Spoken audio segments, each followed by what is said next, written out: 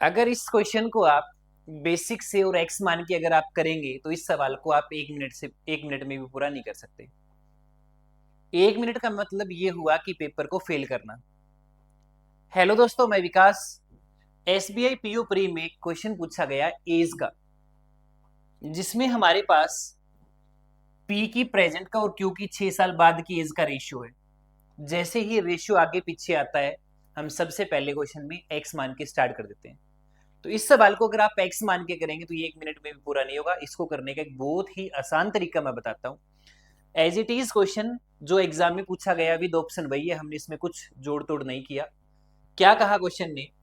कहते हैं कि पी की प्रेजेंट और क्यू की 6 साल पहले की एज का रेशियो दे रखा है।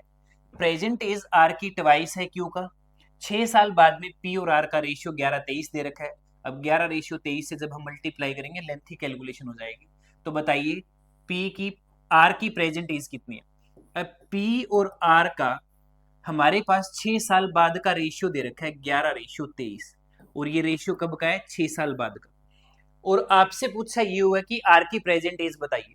अब आर की प्रेजेंट एज होगी तो इन ऑप्शन में से जैसे ही आर की प्रेजेंट एज हमसे पूछी है, तो मैं एक काम करता हूँ, 6 जोड़ के ये देख लेता हूँ कि 23 का मल्टीपल कौन सा बन रहा है, क्योंकि रेशियो 6 साल बाद में 23 ही बनेगा।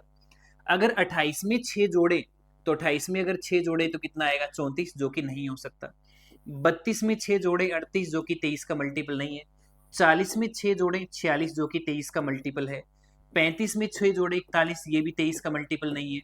अगर 50 में 6 जोड़े 56, ये भी 23 का मल्टीपल नहीं है। तो एक इकलौता ऑप्शन ऐसा है जिसमें 6 जोड़ने पर 23 या 23 का मल्टीपल बन रहा है। तो ऑप्शन सी इस क्वेश्चन का सही जवाब है। थैंक यू, धन्यवाद।